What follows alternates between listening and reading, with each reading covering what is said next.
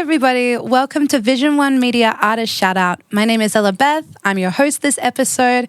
And for this episode's guest, I have someone really exciting to announce. She's an artist who was born in New Jersey but raised in Atlanta.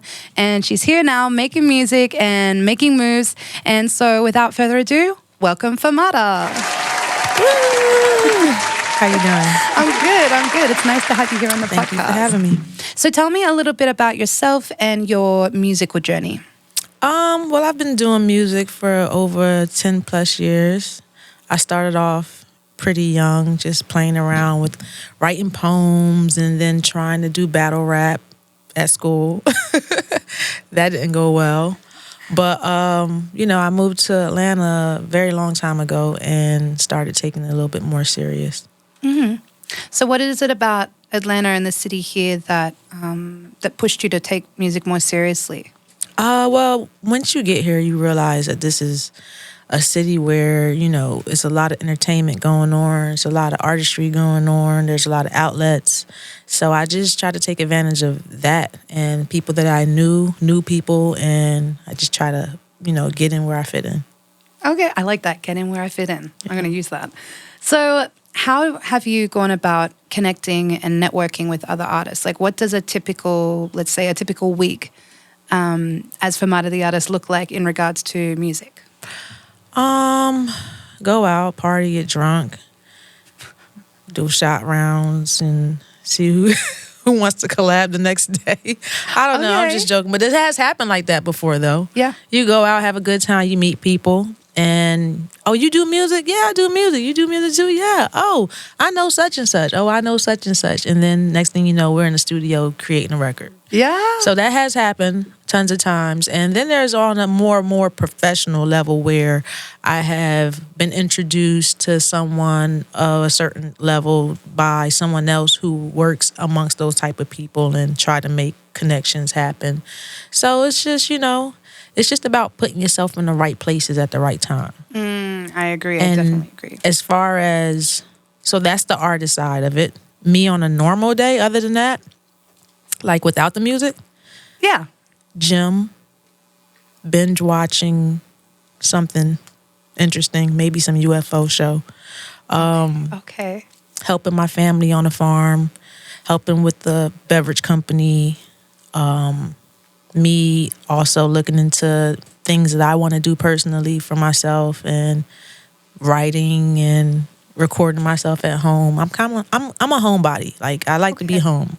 Okay. But I have my moments where I go out and I turn up, and that's about it. Okay. So when It's kind of boring, right? A little bit? No, I think that sounds like you have a really good balance. Okay. Yeah. I think maybe the turn up times are like offset by the chilling at home times. Right. So Okay. you like you're save right. up all your energy and then yeah. Yeah. So when you're writing at home and you're working at home, do you have your own like setup? Do you produce your own stuff and record at home? Yeah, I actually do have my own setup. I know how to record. I use Pro Tools. It's pretty, you know what Pro Tools is. I know Pro Tools, yeah. Yeah, so I use Pro Tools. I taught myself actually how to use Pro Tools. And it's around the time where I first started recording and I didn't have anyone to record me. And the people that was supposed to help me was flaking on me. You guys know who you are. Oh, getting a shout out, getting called out. So you just thought, I'll do it myself. They played me. They'll be like, yeah, we got you right after this session or right after we record this artist, we're going to do you next. And then when I would go to the bathroom and come back, everybody be gone. It happened so many times. I just like, you know what? I'm going to just learn this shit on my own and not sit around and wait for nobody. And it was like a big Control 24 board with like all the little gadgets on it. Yeah. And what really made me learn quicker is the fact that I would have to hit record and run to the booth before it got to like the hook or the verse. Yeah. So wow. that gets exhausting. So you're going to pick it up quick. So I learned quick how to just like do the basics just to be able to record my own music. Okay. On that, yeah.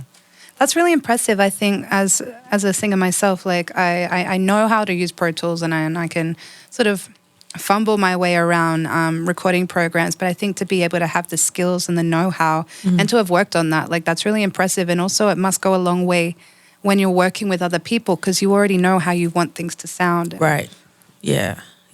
definitely. Especially over the years, you figure out like, what works for you and what doesn't. So Yeah. yeah, it was a struggle, but it was worth it. Cool. Yeah, yeah. I'm proud of you. That's But really you know awesome. what's crazy? I've actually been in sessions with a couple of big artists that are well established and well respected even now that didn't even know how to record. Wow. And I'm like, how are you at that level when you don't even know how to record? Yeah. Like, wait, you know how to record? I mean, yeah, I can do like a fairly simple job using Pro Tools. I've used what else have I used recently? I was just using really a small DI box and just on my computer. So I wouldn't say that I'm anything. Okay, well that's Particularly good. No, good at that's it. good because they didn't know anything. Yeah. So yeah. So yeah. I wonder too if that sort of plays into the way that technology is really a part of like modern music and also young musicians now, because like back in the day when we were listening to records, sort of, like in the early 2000s, you'd just go, it was always like about artists getting found and then going to the studio and they get recorded. Whereas now, like you can put your own music on the internet, you can be your total own show producer, everything if you want to. And I think that really speaks to being dedicated to learning your craft. So That's pretty much what I do. Like I don't have anyone telling me when I can release, when I can't release, or, what I'm going to release, or you shouldn't release that. I just release what I feel and, try to give it a fair rollout and make sure it get heard. And, yeah, it's totally different now. You can do it yourself. So yeah. I'm cool with that. Yeah, that's cool. If it works for you, then that's awesome. So what about in regards to your releases, the music that you've released? You sent me Run It Back? Run It Up. Run It Up. So tell me a little bit about Run It Up and like how you came up with the song and then how you went into recording it.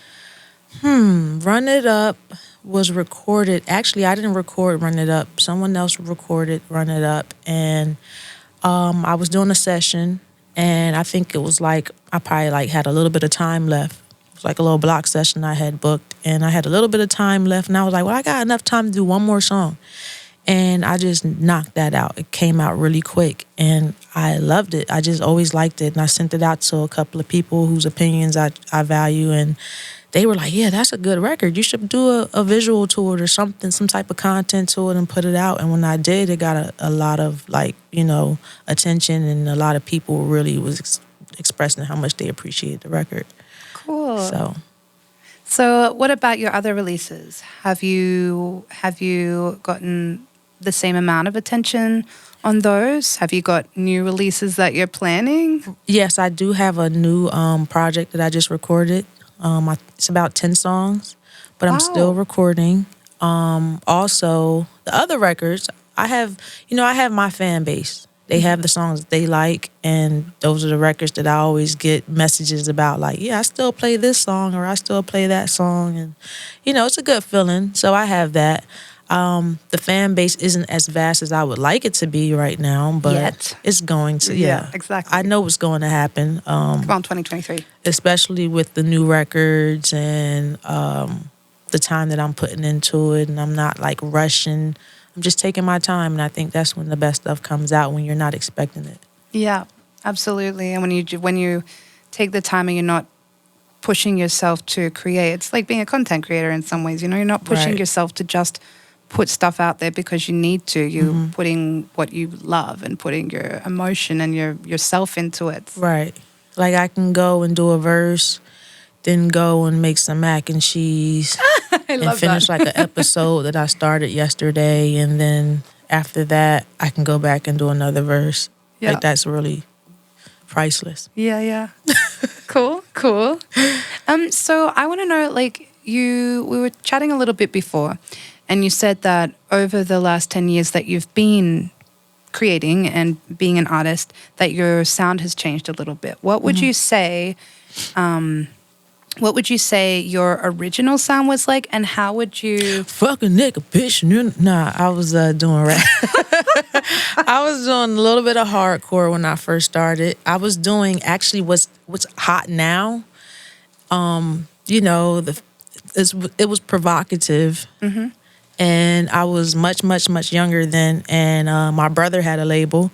And I feel like he kind of didn't really want to support the music that much as he said yeah, we're going to do this with you and that.